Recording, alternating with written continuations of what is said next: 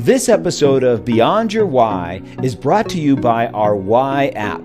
Head over to whyinstitute.com to take the Why app so you can discover your why today. Knowing your why is the essential first step in having the clarity to move forward faster and have a bigger impact. Welcome to Beyond Your Why podcast, where we go beyond just talking about your why and actually helping you discover and then live your why. And as you know, each of the podcasts, I talk about a particular why, and then we bring somebody on that has that why. And today we're going to be talking about the why of make sense. To make sense out of things, especially if complex or complicated. Now, these are people that take elements of every situation they're in and make sense out of them. They take complicated or what may appear to be complicated factors, problems, and concepts and organize them to create solutions that are sensible and easy to implement. They're highly solution-oriented and excellent problem solvers. In conversations with people that have this why, you might hear them say something like, okay, I got it. Given all that, let's do this. Right? People with this particular why can be very successful. Management consultants, visionaries, leaders, authors, executives, coaches, and analysts. They typically can be viewed as experts because they can find solutions quickly.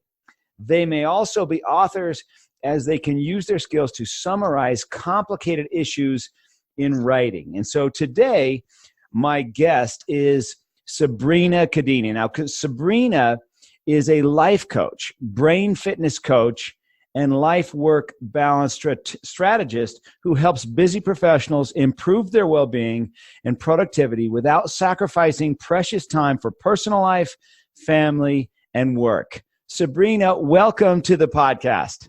Thank you so much for having me, Gary. This is such an exciting time for me to meet you and to chat about this make sense aspect of my life. It's so awesome. So you took the Why app, you discovered your why, and it came up with make sense. How did that feel to you? Oh my goodness. As I was reading the description, I was thinking, this is exactly like me. This is me. It was so accurate. So thank you. Well, you know, there's 1,500 possible question choices, but I know you only had to answer about 10 or 12, and then it triple checks itself as we're going. I'm very confident in the results, but it sounds like from your history and what you're doing now that you've always been somebody that is there to make sense of the complex or challenging. Yes, always. I always want to understand why something is happening, why everything that I do is happening in that way. I always go to the root of the cause. Okay, so I am doing a specific action. Why is this happening? Why am I thinking about that? Maybe I think too much, the way I am. I always want to understand the why behind it. So I hear an accent. Tell us where you're from. Yes, I was born and raised in Italy, in Milan. And I moved to the States in the mid-90s with my husband and then 2-year-old son. And it was such a culture shock. It was a huge change for me. But, little by little, I got used to it. And again, I asked myself a lot of questions, a lot of whys, and a lot of how can I make this work? And here I am loving this beautiful country. I live in San Diego, Southern California. And this is my home now. Okay, so you moved here, you and your husband and your son moved here, and then you got into what, event planning? Is that the first thing that you did? Yes, my husband and I owned a destination management company back in the 90s. So our specialty was organizing medical conventions all over the United States. And that's how I started with event planning. I did something in Italy. It was mostly events and weddings. But here in the States, we were specializing in more corporate travel for pharmaceutical companies. And I absolutely loved it, but I have to say it was a little boring for me because I always had this feel for design, for creativity. And, medical conventions are nowhere near creativity and, imagination and design. So after September 11th, the business went down completely. Most of our clients were coming from Europe. They were scared to travel. And so I went back to the design, to the event planning, to the wedding planning. I also specialized in fundraising. So I was on the board of several charity organizations as their event planner and hospitality chair. And that was absolutely a great time for me because I could use my creativity, I could use my design skills, and I started developing this ability to solve problems in a second. Everything like emergencies or unexpected changes, I was there making sure that everything would flow seamlessly no matter what. And then I think this ability of mine is very helpful in my coaching practice today because I can understand what people are going through, what my clients are experiencing as far as challenges or issues, and I can find a solution for them. So together we can find a way to improve their lives. Yeah, everything you've mentioned, it's really interesting when, from an outside perspective, looking at everything that you've talked about and everything that you've done, they're all about taking a whole lot of stuff coming at you and having to figure out a way to understand it, having to figure out a way to solve the problem so that you can help people move forward. And I'm sure that's what event planning is. A big part of it is solving problems, right? Oh, absolutely. And, I was doing a lot of weddings, more than events. And, wedding planning can be extremely demanding and stressful. Not that other jobs are not stressful, but wedding planning also has that emotional aspect because you have to deal with family dynamics, different issues, meltdowns of brides or grooms, that always happens. And you're right there caught in the middle trying to be a confident, a therapist, an advisor, right? It's more than a planner, which I loved to do because couples would become part of my family, basically, and I would really become very close to them. But it's very draining at the same time. So at the end of the day, I would feel very satisfied to help them, have this beautiful day celebrating their union. But at the same time, I was completely exhausted because really the energy would leave me completely. I was like a dead battery at the end of their celebration. What got you into wanting to do events? What got you into wanting to do wedding planning? Why did you go that route? As I mentioned, I had started in Italy working for a producer at a TV station where I was working at the time.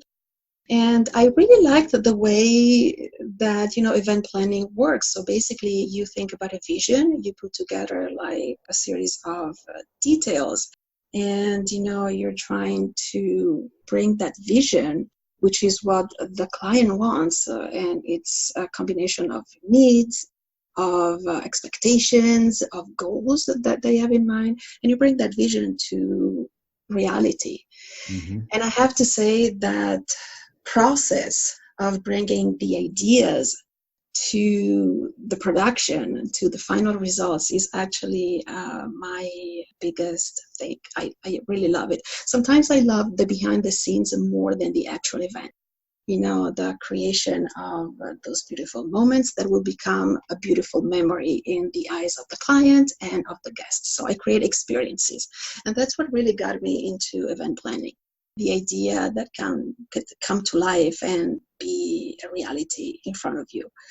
But also the relationship with my clients, because I loved to help them solve a problem. And you think about, wait a second, event planning is solving a problem. And it is, because if you work with a corporate client, for instance, they have to organize an event for a launch, a product launch, right? So you have to consider everything about the brand, their message, their values, their goals, what they want to achieve with this event, and you make that happen. So you're an event facilitator, and you make everything happen so that they have they get the results that they want, their guests are happy, and the product launch will be successful, and the brand will have more visibility, more success, and everything else. So again, event planning for some people is like, okay, you put together a caterer and a florist and you're done. No, there's a lot to think about behind the scenes that goes beyond the visual effects. There's a lot of thinking, a lot of brainstorming, a lot of planning, a lot of coordinating, a lot of managing, and that's what really got me into event planning. I'm weird, but I love complicated things, and I love to make complicated things easy. So the more complicated they are, the more active and alive I feel. That's how I am.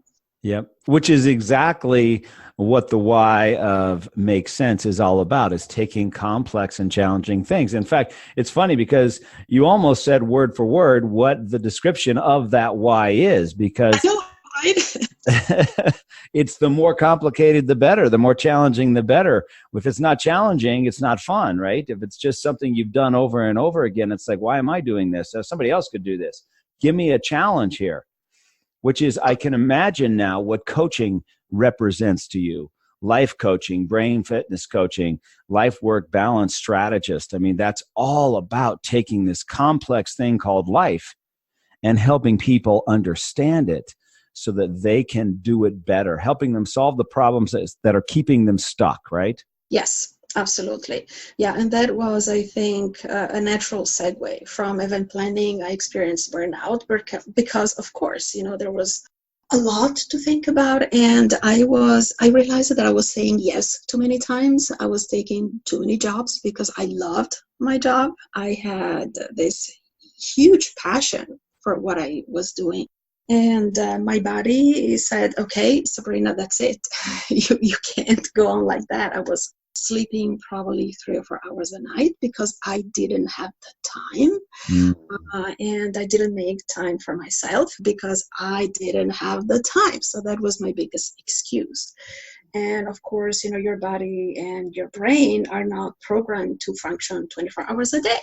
That's unfortunately a problem for us because we would love to be, on the go every day, every time, every hour, every second, but we can't do that.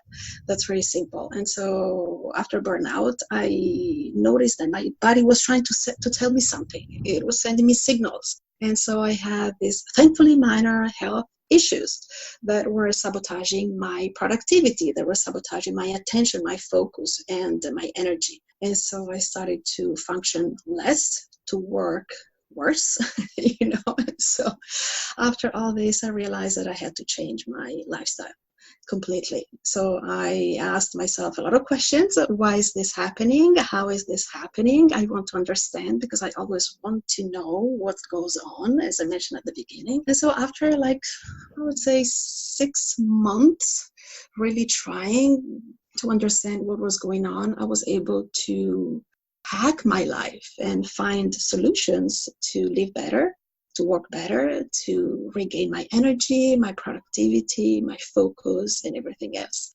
And so little by little, I realized that maybe event planning was not the best way to continue my life, but instead helping others understand what was wrong in their lives and provide solutions. Because I've been through that process and now I want to share it with the rest of the world. So I am on a mission, I would say. Wow. So you experienced the same thing that you're helping your clients through, which is overworking, letting yourself go, focus too much on business, focus too much on helping others. And then at a certain stage, you got to help yourself, right? So that you can actually be there for other people. Absolutely. And also this fast-paced life, this modern society is kind of, I don't know if condemning is the right word, but you have to show you're busy all the time because when people ask you, how are you? What is the question you hear all the time? I'm busy. Oh, I'm super busy. I'm so busy, you have no idea. Why? Right? Yeah. You always have to show that you are busy. And if you're not busy and you're taking care of yourself, you are seen as a lazy person or maybe someone who is not good at this job because he doesn't have clients. But that's not the case. When you take care of yourself, it means that you are smart, about your life, and you know how to live better and how to work better, because when you take time for yourself, you are more productive in the business. So yes, that's something that all of my clients do, and my ideal client is a busy professional. They don't have the time to stop because they are so busy. They have family, they have full-time job, and they think they cannot afford time for themselves. They cannot afford to slow down in order to accomplish whatever they want in their lives, their goals, their dreams, their desires. But I show them that it's actually the opposite. When you slow down and you take care of yourself, you find more time to follow your dreams and to accomplish your goals. Great. So tell me about this thing. I saw that you say brain fitness coach. What is a brain fitness coach? Yes, this is a question that I get a lot of times because people think that I help them do like crossword puzzles or something like that. But it's actually much more than that. So I basically help them keep their brain alive and young and slow their cognitive decline. And the way I do that encompasses different aspects of their daily life, which are nutrition, sleep, exercise, and again, self-care, as I briefly mentioned earlier.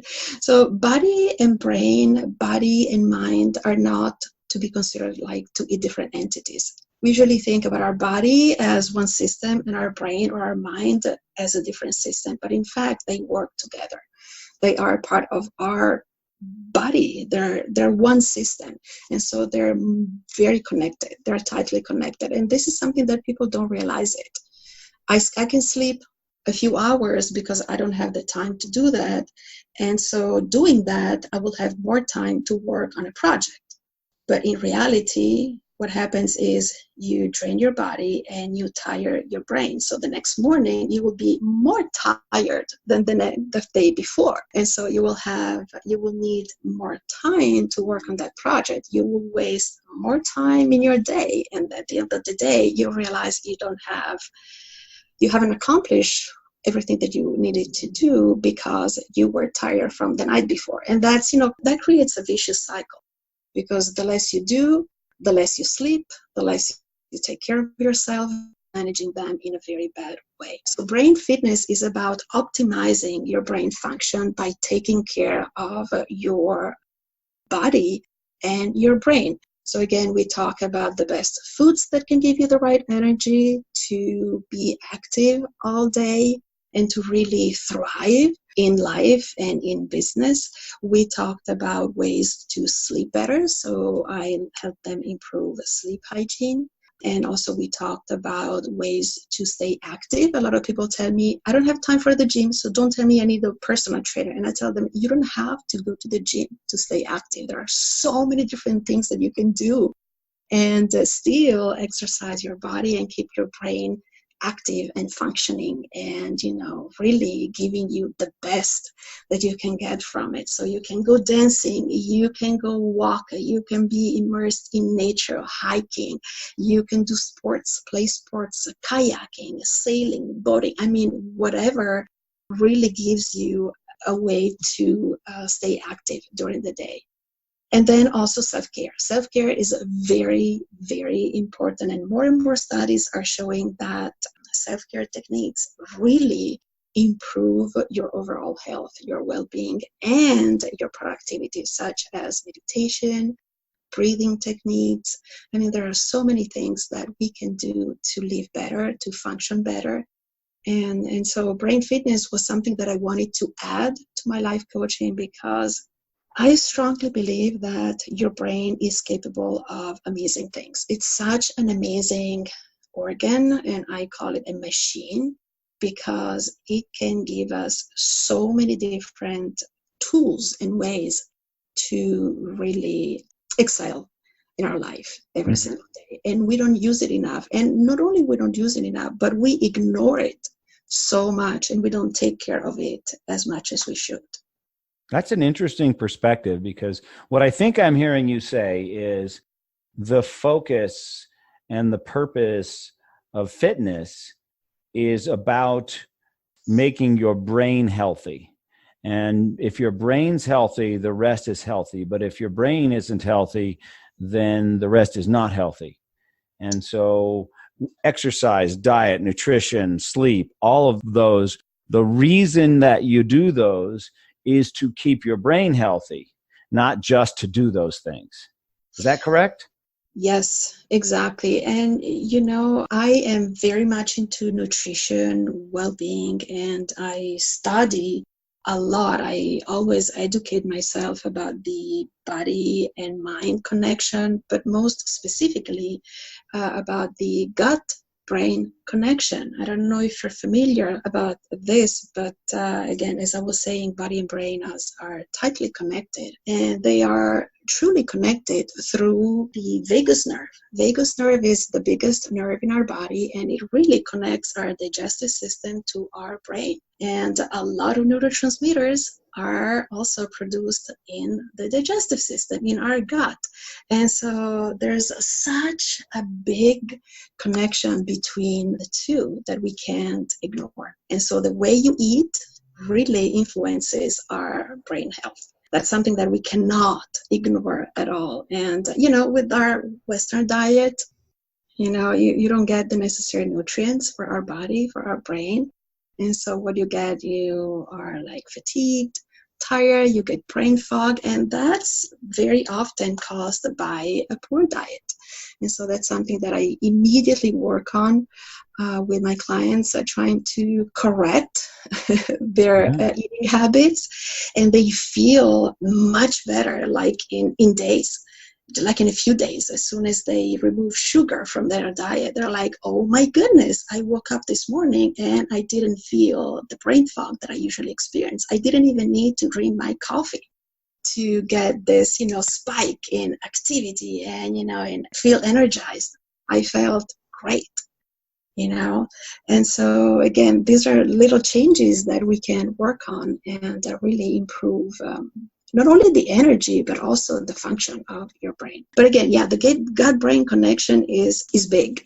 And that's something that I stress in my coaching practice.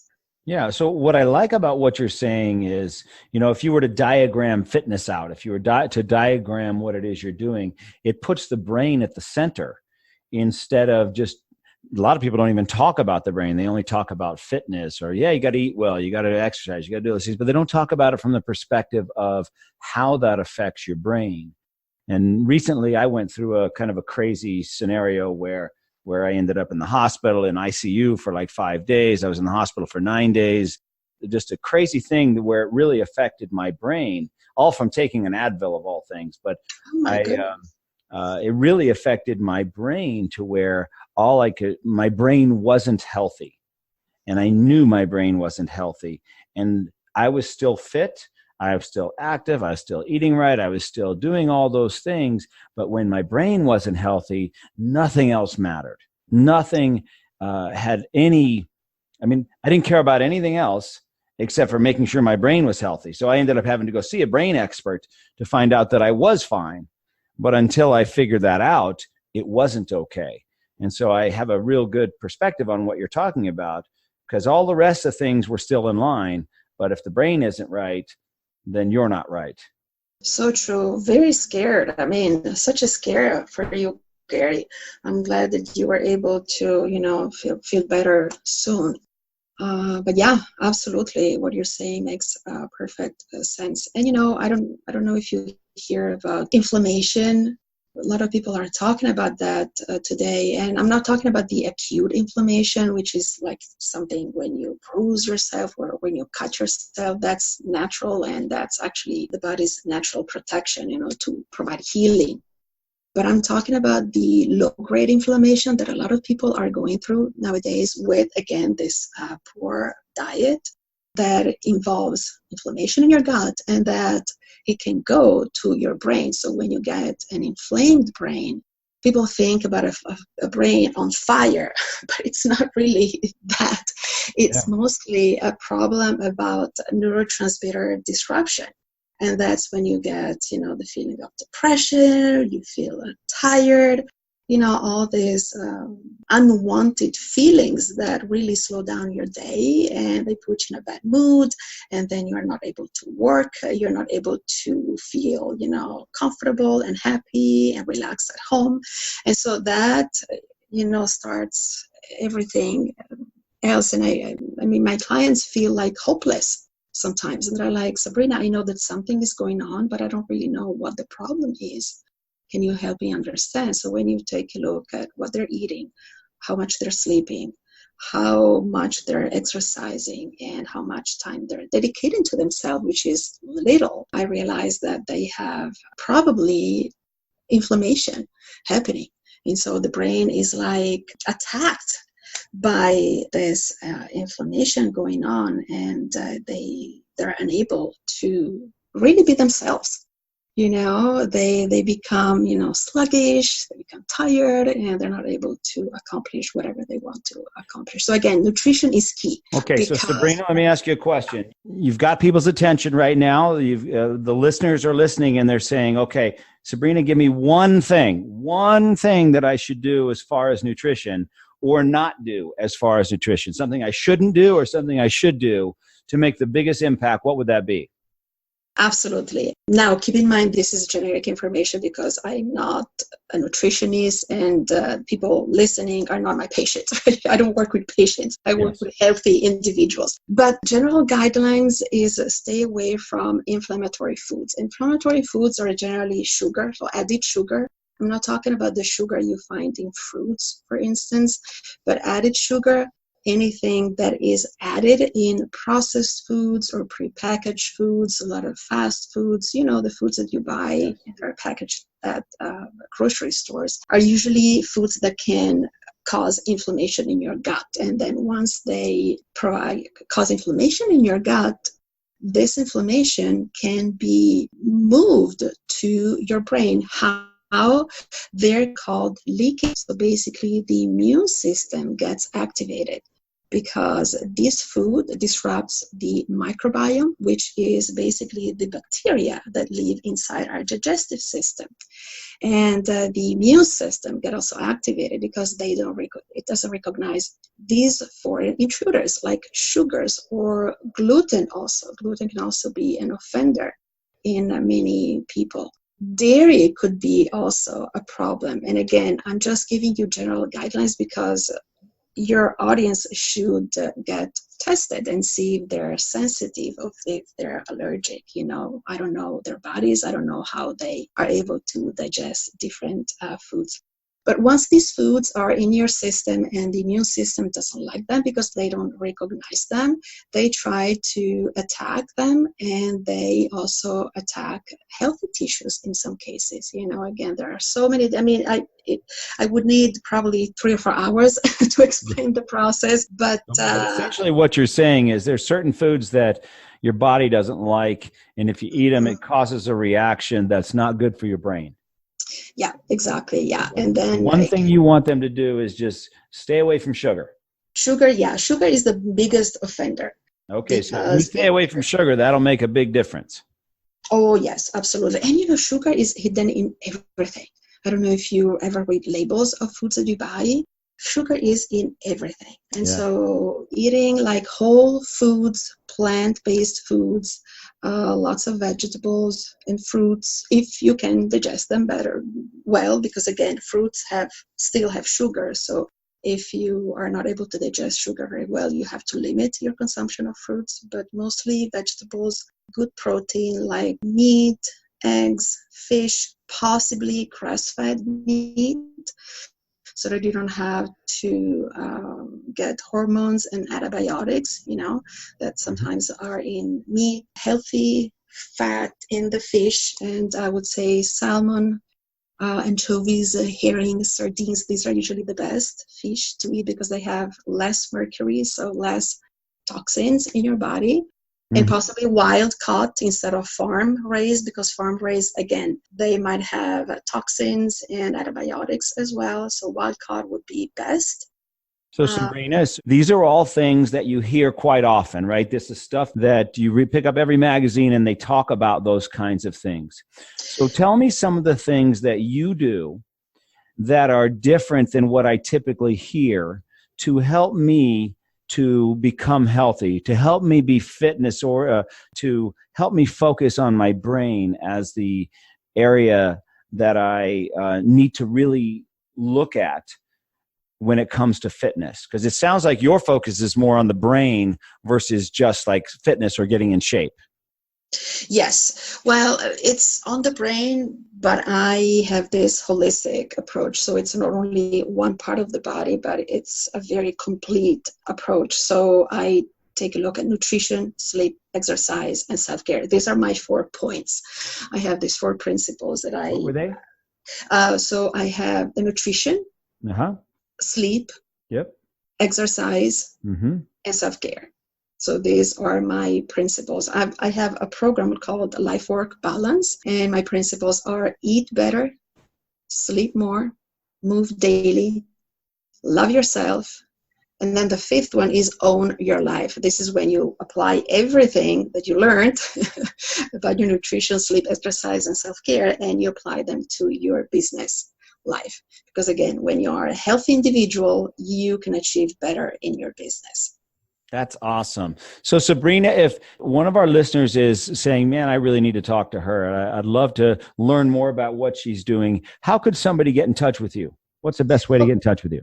Yes, the easiest way is to find me on my website at sabrinacadini.com. And I'm also at Sabrina Cadini on social media, Instagram, Twitter, Pinterest, LinkedIn. And who is it that you're really looking for? Who is it that you really feel like you can have the biggest impact with? All of my clients are busy professionals. They're usually solopreneur, freelancers, mompreneurs, business owners. So people who own their own business and they have a lot of challenges, of course, to either start the business or to grow their business. Plus, they have a family. The demographics is usually late 30s, late 40s. That's usually the range of people I work with, and mostly women, but I started to get some male clients. They saw what I do and they're like, oh my goodness, maybe you can help me. So yeah, that's my type of client. Yeah. And so if I was listening to this, knowing now what your why is, knowing now why I would choose you, which is because you're that person who has always helped busy people, busy events, busy things, understand what's going on, create a solution that works, and help people move forward. So you help people move forward by helping them solve their problems, and you do it through the perspective of how does this affect your brain? How do we get your brain healthy so the rest of you stays healthy? Yeah, exactly. And again, I wanted to get certified in brain fitness because I was interested in coaching them, not only from the perspective of, yes, you have to give time to yourself because you want to feel better. I was always interested in knowing why and how. And so adding neuroscience and neurohacking into my coaching practice, I believe really makes a big difference for my clients because they can understand the process of the brain, why they're doing that, why they're creating new habits, and how we can do that in order to accomplish our goals. That's awesome. Well, Sabrina, thank you so much for being here today. I'm glad we got a chance to talk. I'm glad we got a chance to meet. And I know you're going to make a big difference for all of your clients. So thanks again for being here. Thank you so much, Gary. Take care. You too. Bye.